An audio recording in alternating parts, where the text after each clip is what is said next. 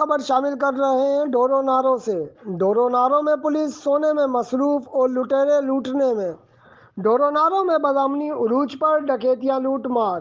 ڈورو نارو police کسی بھی قسم کی کارروائی کرنے میں بری طرح ناکام۔ ڈورو نارو قریب گل محمد اسٹاپ پر موٹر سائیکل سواروں سے نامعلوم ہتھیار بندوں کی جانب سے موٹر سائیکل چھیننے کی کوشش۔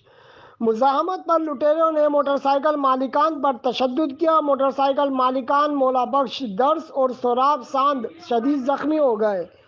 نامعلوم ہتھیار بند فرار ہونے میں کامیاب ہو گئے۔ زخمیوں کو روڈ سے گزرنے والے مسافروں نے ڈورو نارو رورل ہیلتھ سینٹر پہنچایا، جہاں پر زخمیوں کا علاج کیا گیا۔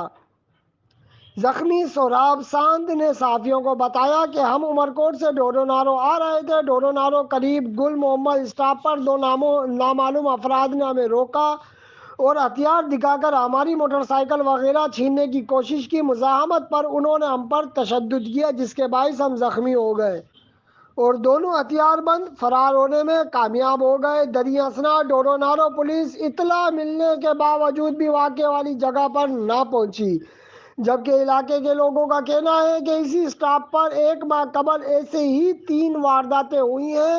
یہاں کی پولیس چوکی بھی ختم کی گئی ہے، جس وجہ سے ایسے واقعات روز کا معمول بنے ہوئے ہیں۔ گلشیر علی راجپوت، آزاد ریاست نیوز، عمرکوٹ۔ بچائیں دے لگو پانچ پان کے نہ سریو ہے 4 کنڈو سریو اچھا 4 کنڈا خدائی وہ ہوں دو سر چکن ہوں دو